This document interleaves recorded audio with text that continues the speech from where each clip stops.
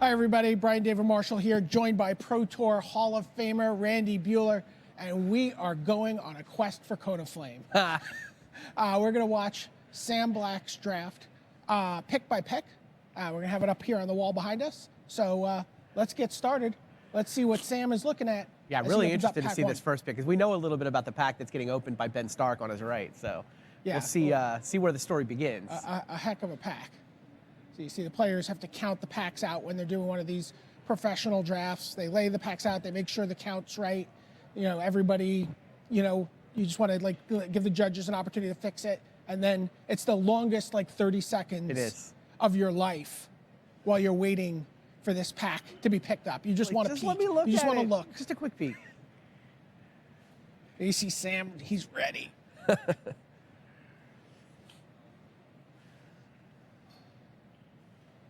Oh, Sam's a patient guy. Obviously more patient than we are. All right.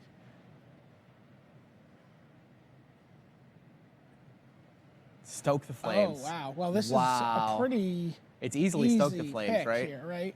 I mean, he's going to be a little disappointed that there's both a Generator Servant and also a couple other red cards. I mean, Hornet's Nest is cute. He's passing more red than he's passing anything else, but Stoke the Flames is a no-brainer pick here, right? Yeah, it's, easily, the second best red uncommon. No, Curd Chieftain maybe. But Broodkeeper's also a good red card. Broodkeeper's very good. Yeah,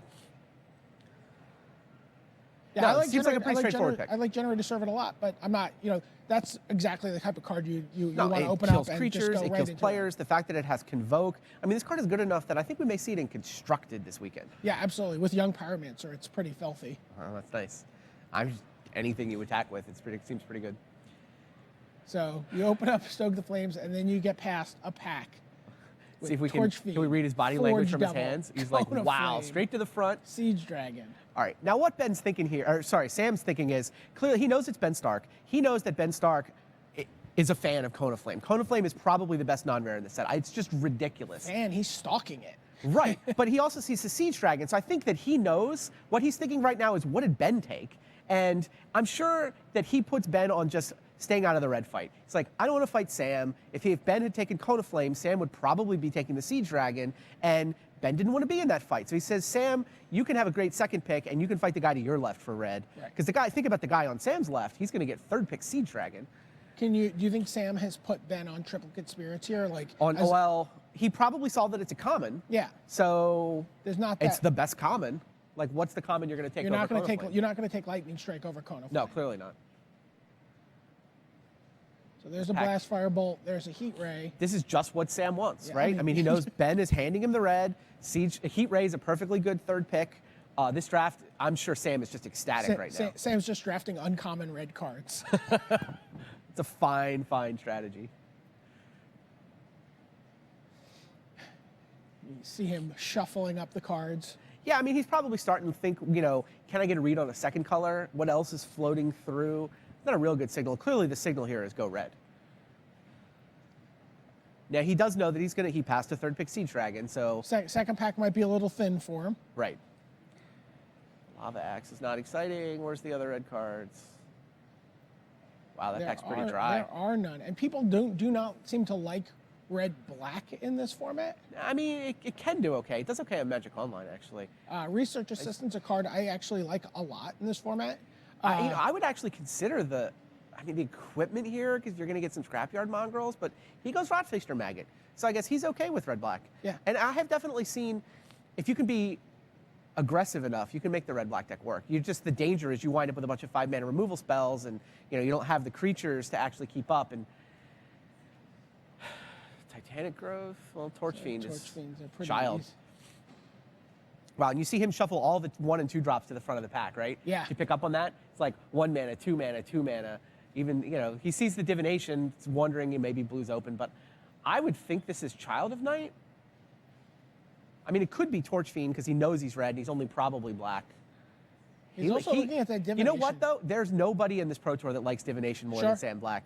I just forgot for a second whose draft we're watching here. Sam Black loves Divination. One of the reasons I also thought he might look at Research Assistant, when you have such powerful cards like Cone of Flame and just finding them. Yeah, and Stoke the Flames and Heat Ray, and you just want to find those cards. That ancient silverback, I still can't believe Ben didn't draft it. Ben winds up going into green eventually. I'm sure he regrets passing this ancient silverback. And It's both a good card. It is 6 mana though, and you can see from watching these guys draft, they do not like 6 mana cards. They do not want to play 6 mana for a creature. The form, I mean, but at Sam this takes that as a point, you signal. can't not take it. Yeah, that's the danger of Ben. We know that Ben then moves into green, so it's kind of a sketchy signal. But I would absolutely have ancient silverback there.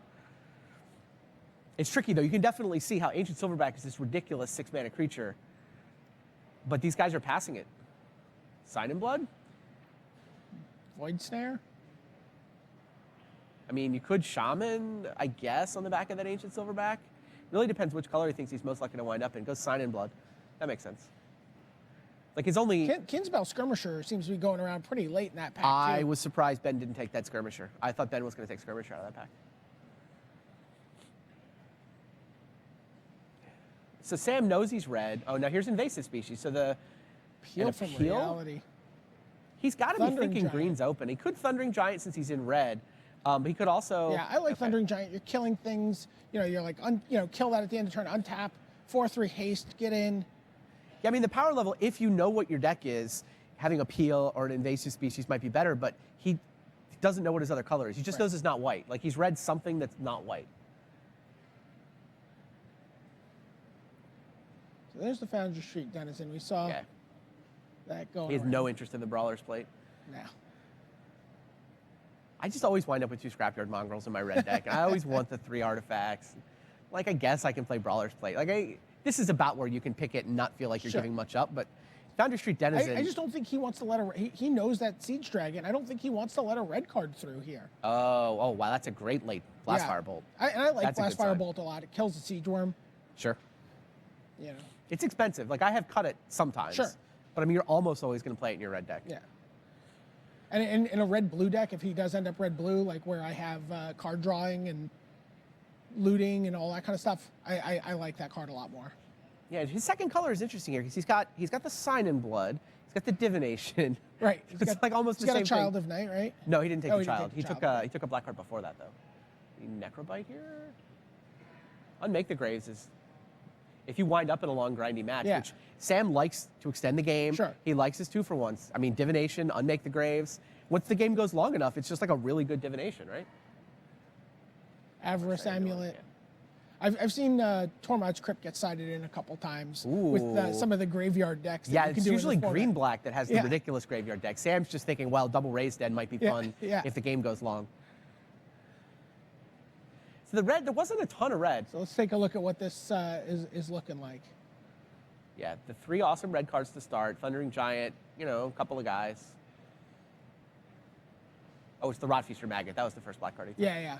What are you looking for out of pack 2 here, Randy? Like, what do you need? Just like a Generator Servant? Like I mean, you're looking for some just like early red creatures, some 2/1s, some Borderland Marauders. I definitely am nervous about how expensive my mana curve is here in red.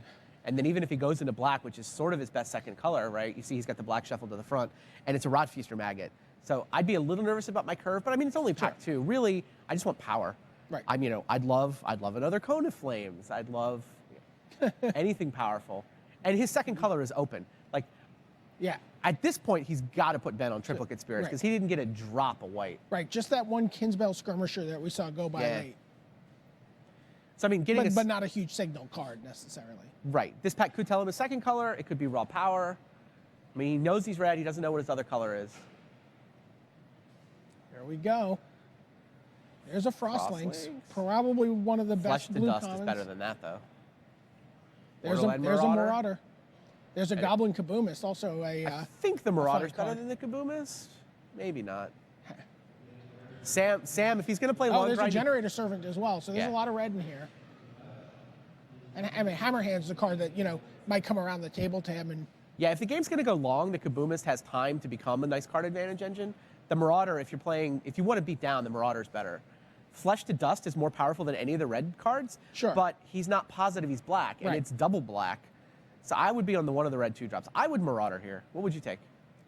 I like Marauder. I'm also pretty happy with Generator Servant. If I think I'm going to be a little bit Yeah, more, all 3 of those would be... If I think I'm going to be a big mana, but I like Marauder. I mean, he's got the removal to get things out of the way. Exactly.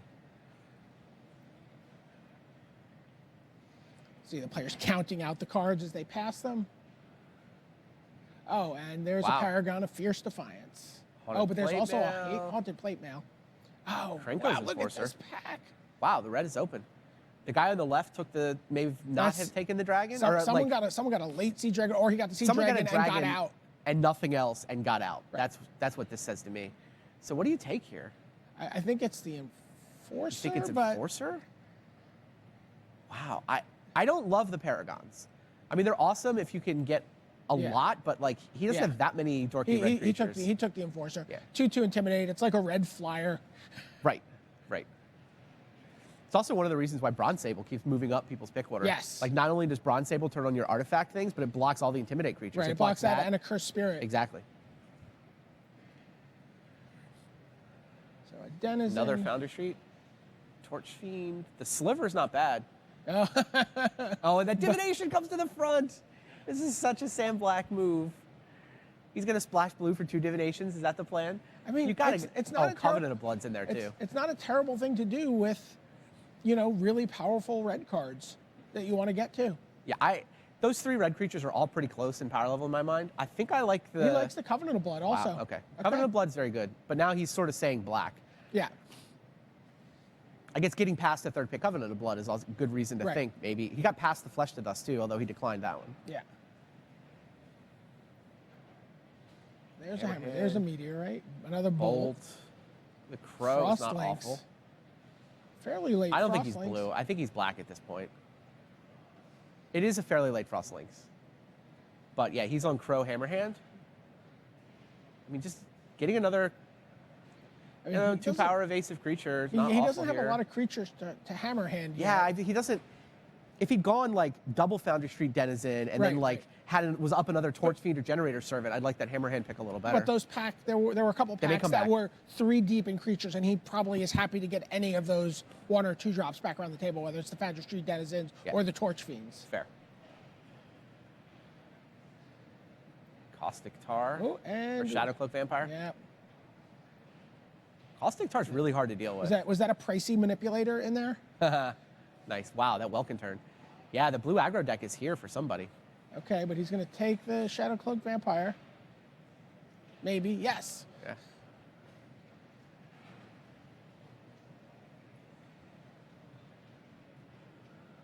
Yeah, he's settling into red-black. He's kind of removal heavy. His power level is reasonably high. Another Second. Frostlinks. Jeez. Wow. Huh. I mean, and versus almost nothing else. Right. I mean, second Unmake the Graves is really unlikely to make the cut. Yeah. Black Cat, Miner's you can play in a Bane. pinch. You're going to play Black Cat before he plays Miner's Bane, I think. Yeah. But yeah, he's Black just... Cat's been surprisingly good. in No, this there's a lot of format. 2-1s. Like, it trades with a 2-1. Yeah. It's playable. Right. You're not happy, but Right, you're not. right. You shouldn't be embarrassed to have Black Cat in your deck, I don't think. Mind Rot. Oh, Coral Barrier.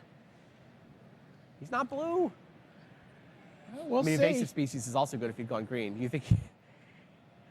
like, the Divination, I'm sure, is tempting him, but he's got a Sign in Blood in black. He goes Coral Barrier. You think he's moving into blue? I saw that Frostlinks as just I'm not going to gift this to somebody like maybe Ben. Borderline Marauder followed up by Frostlinks Frostlink, is yeah. very powerful. There's another Blastfire Bolt, a Research Assistant. I would think this is Blastfire Bolt. It kills just about everything. But if he's thinking about reinforcing his blue, yeah, that card comes down early.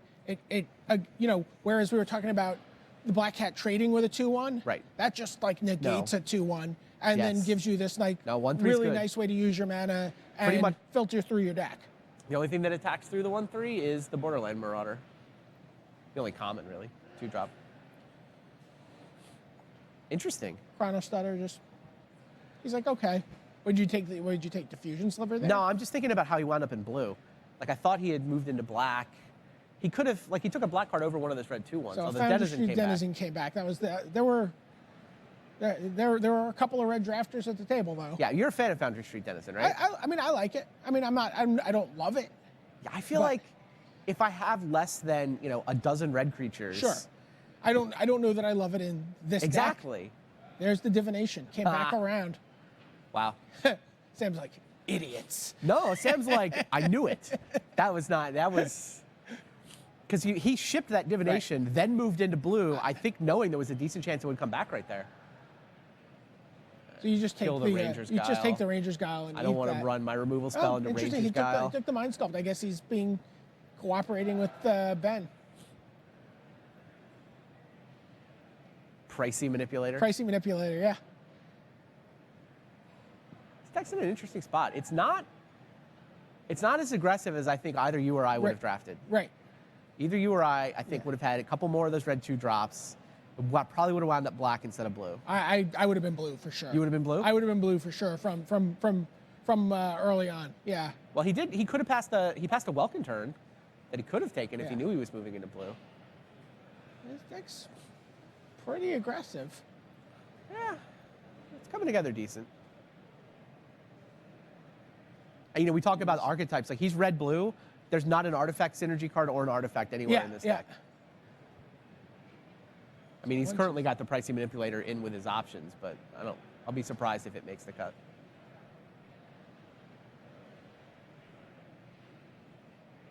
So 16 cards in that deck. Oh, 7. right. The Covenant of Blood was the card where I thought he was Yeah. moving into black. But, I mean, you see these guys speculate. There's enough playables in M15 that you can speculate a little bit. Right. You take this card to see if it works out. You take this card to see if it works out. You're not committed. You definitely have time to bounce around a little bit. And as long as all the cards you're drafting are decent, you can spend a couple picks speculating on a color and then still wind up with 23. Right. So now he's going to be getting passed from Ben. So he knows Ben's not taking any red cards. Yes. This is the pack where he's expecting to get set up with red.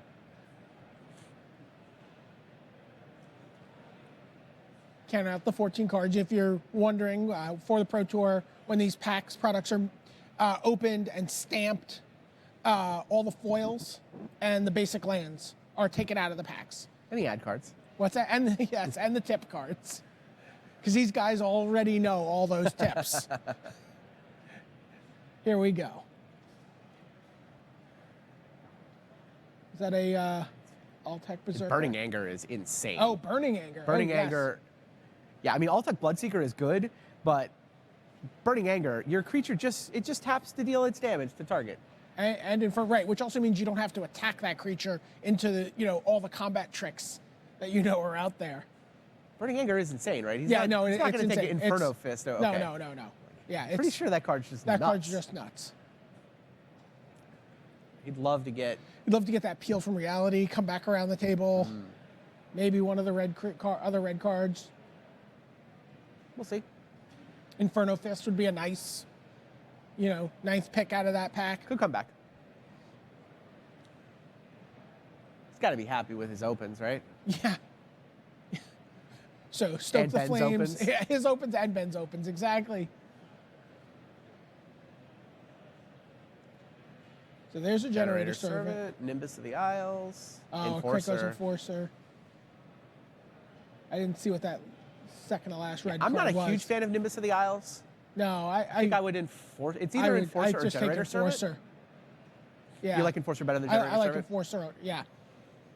It's not like he has anything big to power out, right? Right. He passed the Siege Dragon, Right. took the Cone of Flame. If Makes anybody sense. knows how Might Makes Right works, by the way, it's Sam. I think he's figured out exactly how it works. You pass it down, pass it along. Let somebody else draft it. He's pretty confident, yeah. Yeah, I like the Enforcer there a lot. I mean, the Servant Generator, we saw the Generator Servants come back. Sure. It's possible that could come around the table. Soul of New Phyrexia. Wow. Third pick. Okay, so he Yeah. doesn't even look at the Krako's Enforcer there. No, Soul Yeah. of New Phyrexia. This tells you how aggressive these guys think this draft format is. Yeah. Right. Ben Stark took Juggernaut over Soul of New Phyrexia, and the guy on his right took something over Soul of New Phyrexia as well.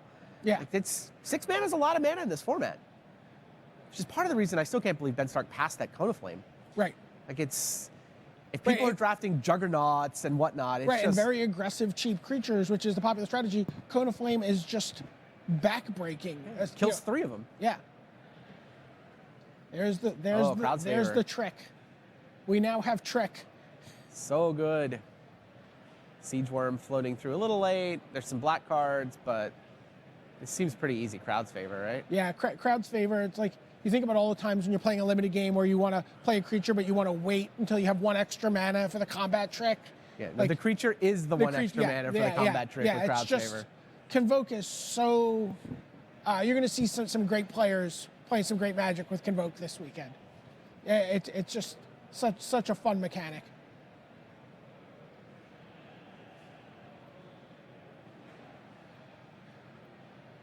And nothing red or blue here. Right, yeah, this pack is... Actually, Glacial Crasher's Glacial excellent Crasher. in this. Yeah, no, it's particularly good in red-blue. Yeah. But it is 6 mana. I think he has more rare things to do with his 6 spot, but you take it, right? Yeah. Maybe when he's laying the deck out, he needs another fatty. Sure. Li Shi Tian had that as one of the top blue commons. There are definitely people who are huge fans. Yeah.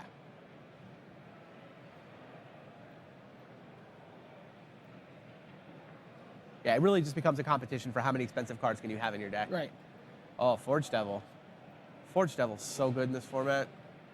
There's so many of those 2/1s floating around. Everyone's playing these aggressive decks, so being able to kill them. He's tempted by the Aeronaut Tinker. I don't think he has an artifact in his list the right nice now. thing with the Aeronaut Tinker is just that little extra point of toughness. Sure. I mean, I do like the Tinkerer, but I mean, if he had a couple artifacts in his deck, that'd be one thing, but I think he's only got the Pricey Manipulator. Yeah. And I don't think he's going to play that. No, so, no. You know, a couple Bronze Sables, and now we're talking. There's wow, a Krenko's Enforcer. A couple Meteorites. That's the other card that can often turn those on to good effect. But Enforcer's clearly the pick here. Yeah, Kirkatch doesn't do much. Yeah, I mean, it's a Borderland Minotaur. Sure. Right? You know, Still Krenko's Enforcer. It's just, you know, a 4/3 for 4, it's fine, but the Enforcer's just better. Although we do know that there might be enough red drafters at this table with Torch Fiends and cheap creatures to block. Rummaging Goblin has to be the pick here for Sam. I have a hard time imagining him just not taking, an on-color looter. Yeah. You know. How much blue does he actually need to play? I mean, certainly going to play the 2 Divinations. Maybe you play the Frost. You certainly play the Frost Links. Yeah. It's just a question of. You play the Peel from Peel Reality. Especially now that he got that the Torch Fiend. That's nice.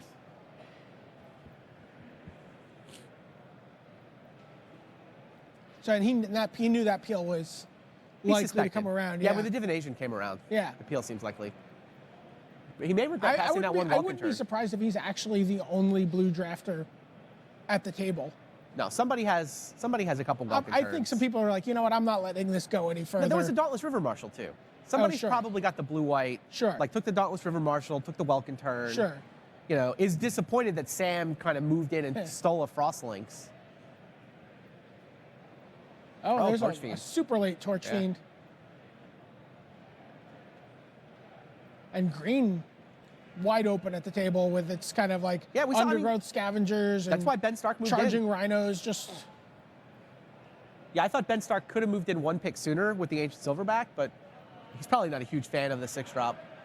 Yeah, the Necromancer's Assistant, get that card out of there. Don't let anyone get any help powering up their undergrowth scavengers. Somebody might have the green-black Graveyard Synergy deck. I like that deck. It's good.